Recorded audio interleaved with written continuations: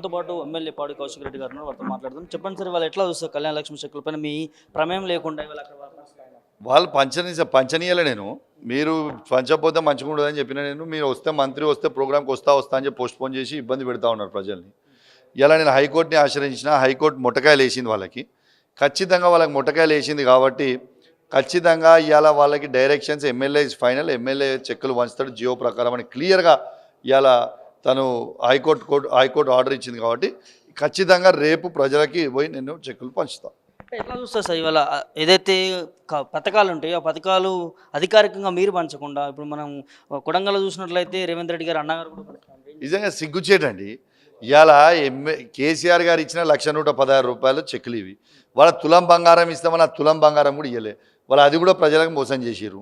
ఇలా ఈ 1,116 రూపాయలు కూడా గెలిచిన వాళ్ళు వంచాలే తప్పితే ఇట్లాంటి ఇల్లీగల్ యాక్టివిటీస్ చేసి కరెక్ట్ కాదు. ఇదే మీ అయ్యా జాగిర్ కాదు. ఇలా ప్రజల నుంచి గెలిచి వచ్చినాం. This is democracy.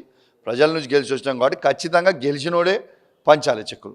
పార్టీ మాటల గురించి ఏం చెప్తారు సార్? అంటే నా కట్టే కాలం వరకు బీఆర్ఎస్తోనే ఉంటా, కేసీఆర్ గారితో అనుబంధం ఉన్న వాళ్ళు కూడా ఇలా కాంగ్రెస్ ఇలా సిగ్గు శరము లజ్జ లేని వాళ్ళు అందరూ కూడా పార్టీలు మారిరు. వాళ్ళకి సిగ్గు లేదు, వాళ్ళకి దమ్ము ధైర్యం ఉంటే పార్టీకి రిజైన్ చేయాలి, పోవాలి.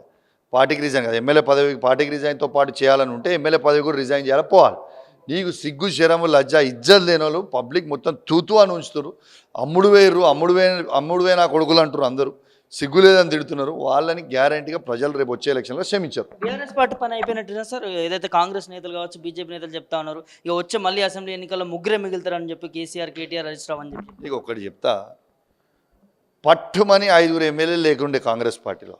వాళ్ళు 5 నుంచి 64 గెలిచినప్పుడు ఇంత బలమైన పార్టీ ఇలా 33 మంది ఎమ్మెల్యేలము, 28 మంది ఎమ్మెల్సీలము, 4 రాజ్యసభ ఎంపీలు, వందలాది మంది మాజీ ఎమ్మెల్యేలు, మాజీ ఎంపీలు, వేలాది మంది జెడ్పీటీసీలు, ఎంపీపీలు, వందలాది మంది చైర్మన్లు, మున్సిపల్ చైర్మన్లు, వందలాది మంది కౌన్సిలర్లు, వేలాది మంది సర్పంచ్లు, వేలాది మంది ఎంపీటీసీలు, ఈ లక్షలాది మంది కార్యకర్తలు ఉన్న పార్టీ అయిపోతుంది. ఆయన తెలంగాణ సాధించిన కేసీఆర్ గారు ఉన్నారు, మాకు నాయకత్వంలో మాకు కేటీఆర్ గారు ఉన్నారు, హరీష్ రావు గారు ఉన్నారు. ఇట్లా ఉట్టిగానే పోతా అనే మేము చేసిన పనులు ఇవాళ ప్రసక్తే లేదు. మళ్ళీ 5 సంవత్సరాల్లో కేసీఆర్ గారు తెలంగాణ రాష్ట్రానికి ముఖ్యమంత్రి కాబోతా ఉన్నారు. ఇవాళ ఒక చర్చ నడుస్తూ ఉంది కదా సార్, సింగరేణికి కేసీఆర్ అన్యాయం చేసిండు, కోట్ల స్కామ్ చేసిరని చెప్తాను. వాళ్ళకి సిగ్గున్నదా అనే వాళ్ళకి?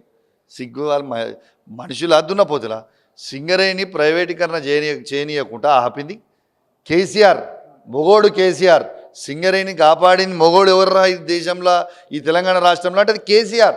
కేసీఆర్ ముఖ్యమంత్రి ఉన్నప్పుడు వీళ్ళు ప్రైవేటీకరణ చేసిరా? అంత దమ్ముండేనా వీళ్ళకి? అదాని బిదాని వచ్చి ఈడ ఆక్షన్లు చేసేది ఉండేనా? నా గొంతుల ప్రాణం ఉన్నంత వరకు నా సింగరేణిని నేను కాపాడుతా అని చెప్పిన వ్యక్తి, ఏకైక వ్యక్తి అది కేసీఆర్. కేసీఆర్ గారు దిగిపోగానే ఇలా ఆక్షన్లు చేస్తారు. అందుకే కేటీఆర్ గారు సమీక్ష పెట్టి దాని మీద రివ్యూ తీసుకుంటారు. Thank you. చూసారు కదా, ఏదైతే కళ్యాణ లక్ష్మి చెక్కుల పైన అక్కడ అధికారంగా ఉన్నటువంటి ఎమ్మెల్యేలు పంచకుండా ఇవాళ ఓడిపోయినటువంటి కాంగ్రెస్ నుంచి నాయకులు ఉన్నారని చెప్పి పాడి కౌశిక్ రెడ్డి గారు చెప్తా ఉన్నారు. అదేవిధంగా ఇలా సింగరేణిలో జరుగుతూ ఉన్నటువంటి వేలకు సంబంధించి కూడా బీఆర్ఎస్ పార్టీ ఖచ్చితంగా అడ్డుకుంటుంది. సింగరేణిలో న్యాయం జరిగేంత వరకు కూడా బీఆర్ఎస్ పార్టీ పోరాడుతుందని చెప్పి కూడా కౌశిక్ రెడ్డి గారు చెప్తున్న పరిస్థితి కనిపిస్తూ ఉంది. Thank you.